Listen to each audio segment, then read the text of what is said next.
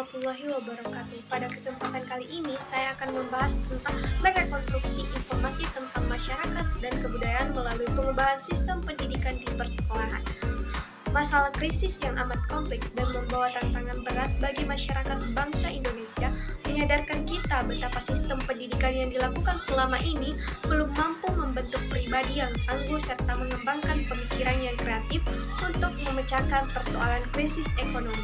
Bahkan yang lebih parah adalah akibat krisis ini muncul krisis moral di masyarakat kita, pembantaian, pemerkosaan, tawuran antara pelajar, perampasan hak milik orang lain yang terjadi di mana-mana. Dewasa ini kita mengetahui bahwa misi pendidikan adalah yang pertama, pendidikan kepribadian berkaitan dengan tingkah laku dan kesopanan dalam beragama dan bermasyarakat. Yang kedua, pendidikan kewarganegaraan berkaitan dengan lembaga pemerintah dan masyarakat dalam membentuk moral dan anak bangsa yang cinta pada negaranya sendiri.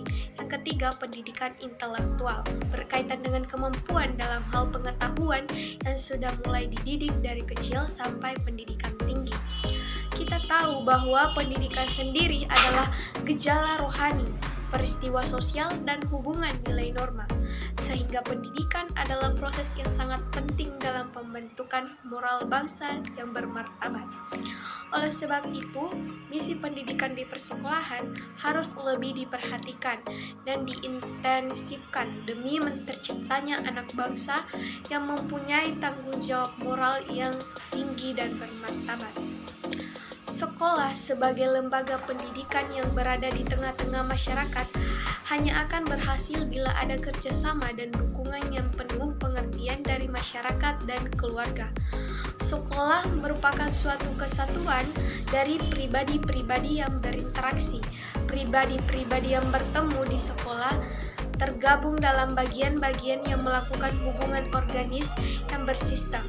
Sistem sekolah terwujud dengan munculnya cara interaksi sosial yang khas. Analisis perwujudan sistem sekolah sebagai organisasi sosial dicirikan oleh yang pertama, memiliki suatu penghuni yang tetap. Yang kedua, memiliki struktur politik atau kebijakan umum tentang kehidupan sekolah. Yang ketiga, memiliki inti jaringan hubungan sosial. Yang keempat, mengembangkan perasaan atau semangat kebersamaan sekolah. Dan yang kelima, memiliki suatu jenis kultur atau budaya atau subkultur atau budaya tersendiri.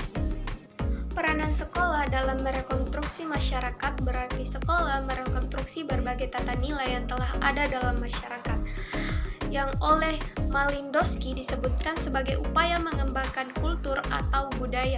Ada 7 sistem nilai atau kebudayaan yang secara universal dikembangkan, yaitu yang pertama ada bahasa, yang kedua sistem teknologi, yang ketiga sistem mata pencaharian hidup dan ekonomi, yang keempat organisasional, yang kelima sistem pengetahuan, dan yang keenam religi, serta yang ketujuh kesenian. Munculnya berbagai perilaku yang tidak terpuji baik pembelajar ataupun masyarakat terdidik lainnya akhir-akhir ini menunjukkan pendidik dan pembelajar yang diberikan belum mampu menyentuh pribadi dan watak anak bangsa. Penyelenggaraan pendidikan nasional yang dilakukan secara terus-menerus dan berkelanjutan paling tidak dipengaruhi oleh faktor eksternal maupun internal. Pengaruh eksternal dimaksud adalah adanya perkembangan dunia yang mengglobal yang berlaku dalam dasawarsa ini. Pengaruh internal adalah pengaruh kebudayaan dan kehidupan masyarakat bangsa Indonesia. Pengaruh tersebut akan berpengaruh pada pembentukan watak dan kreativitas anak bangsa dalam kondisi seperti ini. Ki Hajar Dewantoro mengingatkan untuk menerapkan strategi Trikon dalam pengelolaan pendidikan. Strategi Trikon ini meliputi yang pertama konvergen, maksudnya agar pendidikan di Indonesia dapat berkembang dengan baik, dapat setara dengan kualitas pendidikan negara-negara maju, maka sebaiknya ada adopsi nilai yang dipinjam dari budaya barat meskipun perlu diadakan filter penggunaannya.